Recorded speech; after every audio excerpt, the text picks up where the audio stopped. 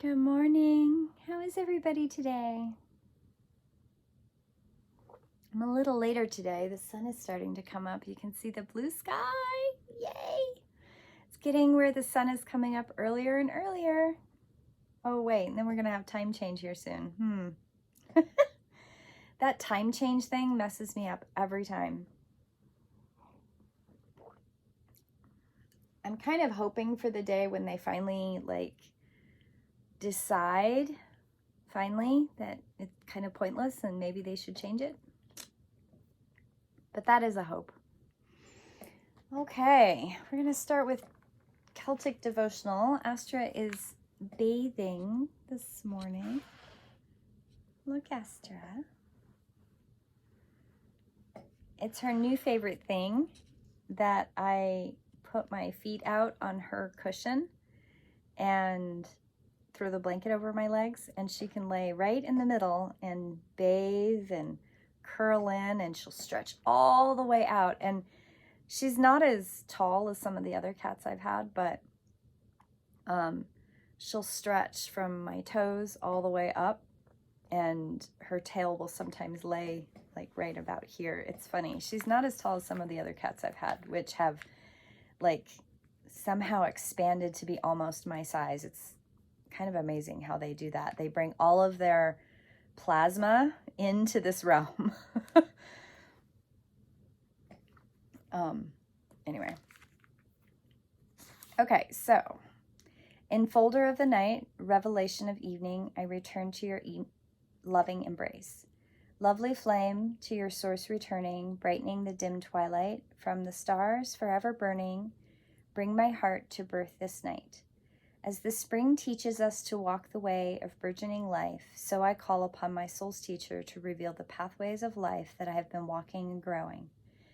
May I learn to walk this way of life with confidence and serenity. As the pilgrim on the path, I turn to you, keeper of quests. In the sacred peace of your silence, I listen to you. Listening to the pulse of earth, I rejoice in the precious gift of life. I ask your help to understand the mysteries of this night.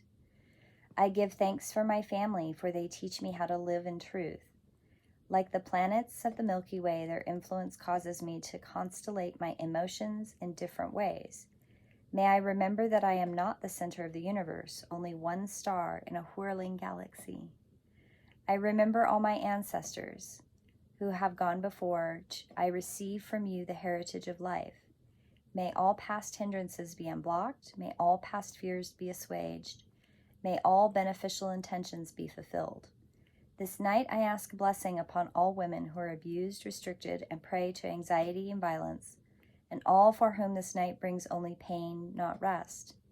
May the holy living ones shower the blessing of freedom, protection upon them, that the soul of womanhood may be restored once more.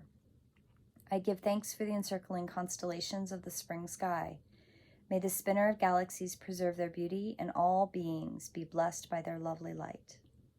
Oh, that's beautiful. Women are so powerful, and we've lost so much of our power over time. And,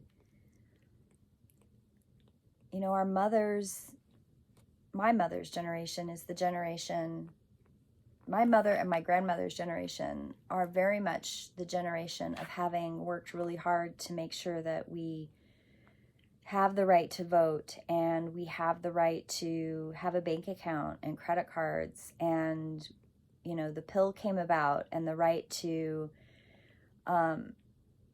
choose what happens with our bodies. And one of the things that I've been very passionate about is retaining those rights. And not all of my peers in my age group have been passionate about that. They very much take it for granted.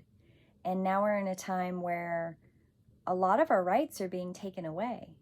And we went from having all this assumed rights and abilities in our world, and they're slowly being taken away and eroded. And As much as I am very angry about it, I am also very realistic in the place of we kind of did it to ourselves. We became complacent. And that's what happens when you become complacent and you're not involved. That's what happens. And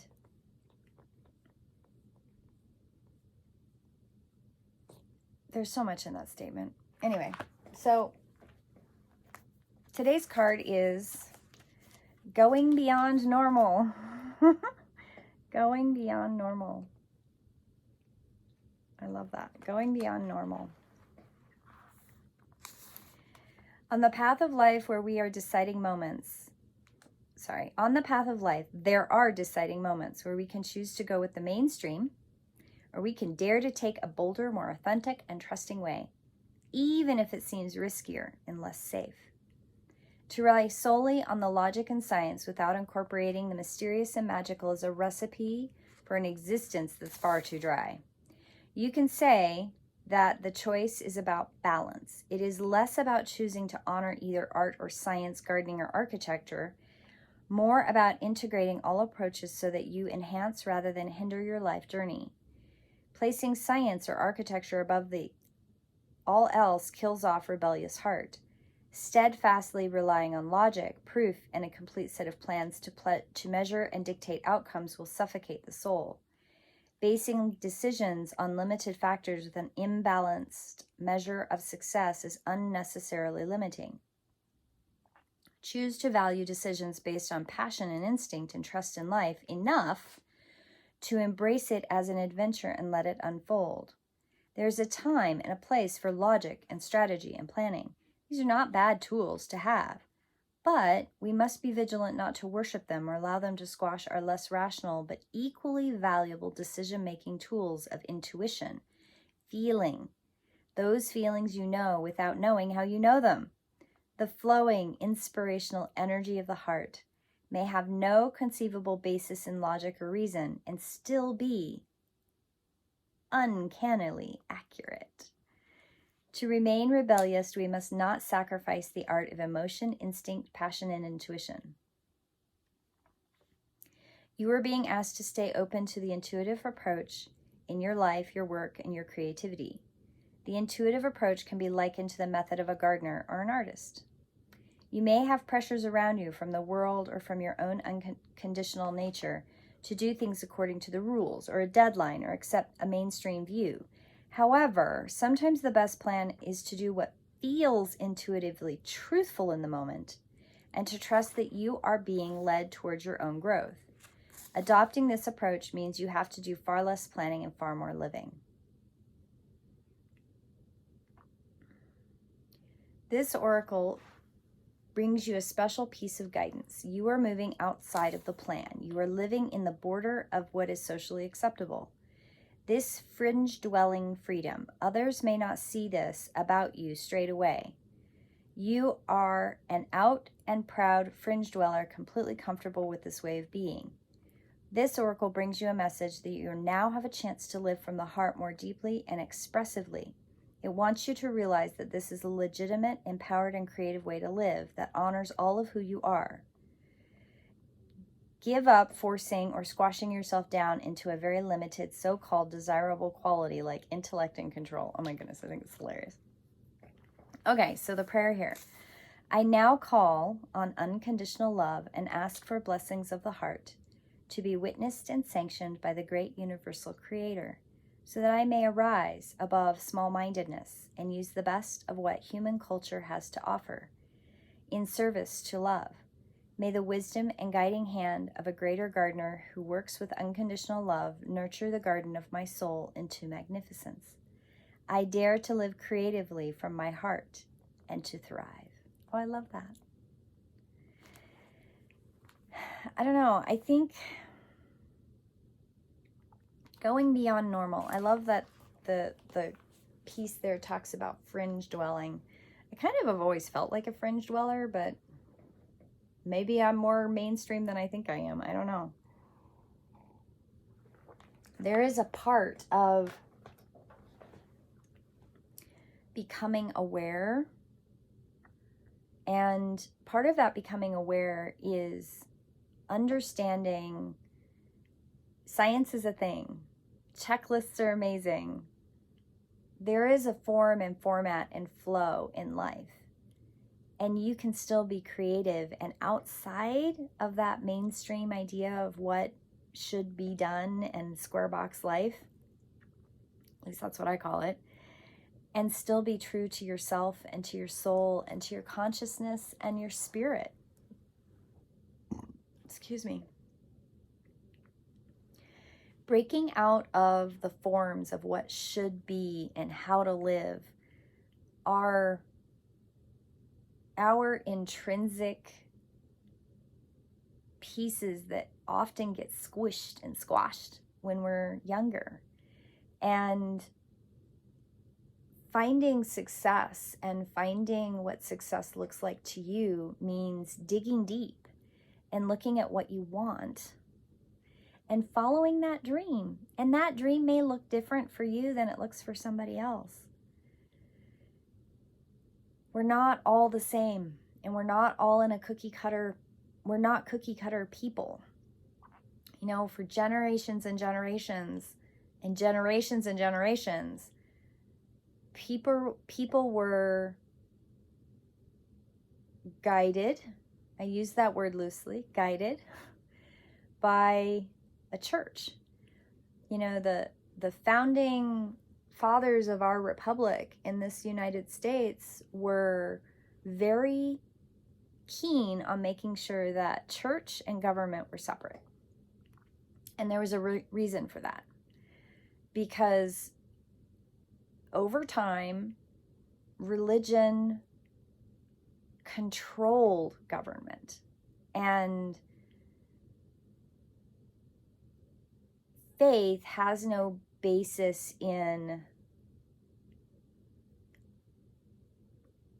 well, let me back that up. Faith can get in the way of rational thinking. And learning how to separate faith and belief and rational thought requires a good grip on understanding the difference between the two. And there are things that have happened in my life that have brought clarity and understanding that I didn't always have scientific backing for. And then as time has gone on, science has developed, and I have gotten foundational backing for that knowingness. I'll use something really simple. Well, I think it's really simple. So many, many years ago, I had a conversation with somebody about how energy flows in the body.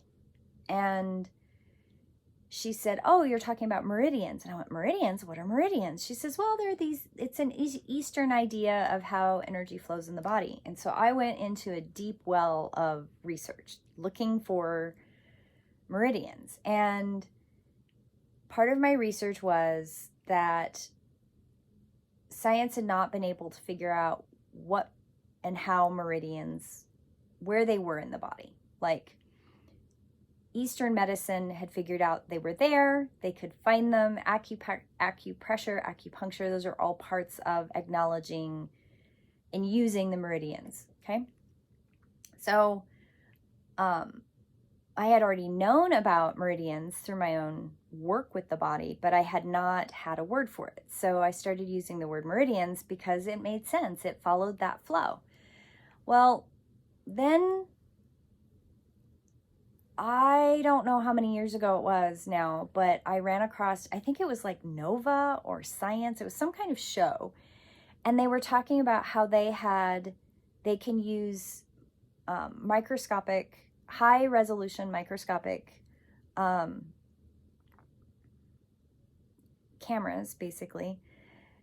And they had basically figured out where the meridians were. They have found where the meridians are in the body through science. And I thought, wow, that's pretty cool. So step by step, a knowingness, something that I knew to be a truth, but I couldn't find that validation in science, eventually validated in science. Now, that's a simple example, but there are so many examples of things that, and I separate that from faith, because there's a believing and there's a knowing, and then there's a follow-up. There's usually a follow-up with knowingness, a truthness. Belief is something that I put in the category of belief versus knowingness, because belief may or may not ever get validated in a way that we can understand in our day-to-day square box conceptualism in our 3D world. So that's how I separate those things. I don't know if that's just making everything confusing, but when I think of today's card going beyond, right? Going beyond normal. When I think of completely activating and living a life where science and rational thought and lists and this whole square box perception of what is real and how you live your life and the expectations that others have of you,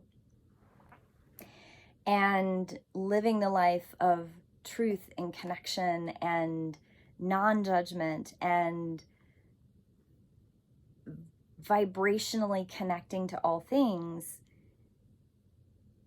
there's a bridge in that, and there's a balance in the middle where you take a little bit of what fits in each category and you bring it into your world in a way that connects and clicks in with your purpose and your life. And balance is a big piece of it. Also, non-judgment, knowing that your life may look different than other people's, and that's okay. And they may have judgments against you, and they may have criticisms, and they may have expectations that's their expectation. It doesn't belong to you. It doesn't mean you have to let it hold you back. It also doesn't mean you have to let it sink in, because it doesn't belong to you. Non-judgment about others also applies to yourself. Being in a place where you can say, well, this is where I'm at right now, and I'm okay with that. That's the beautiful part of going beyond normal, is being able to look at what the perceived idea of what normal is, stepping back from that and breathing in and saying, this is my normal. This is my normal, and my normal is okay. My normal may not be your normal, and that's okay too.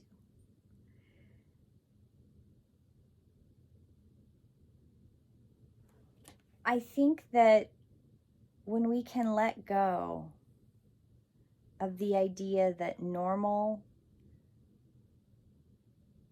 is for everyone, and when we can disentangle ourselves from modern media and advertising and the push to buy, and everybody needs lots of things, if we can get past that, we can come each as an individual into a place of a little bit more balance. Having a lot of things is quite destructive, and it destroys our center, and it destroys our equilibrium.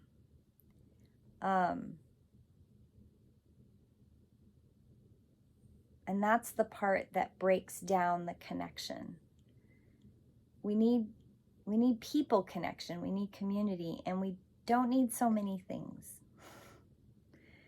Okay, going beyond normal. I hope you all have a beautiful day, my friends, and I will see you in prayer. Blessed be.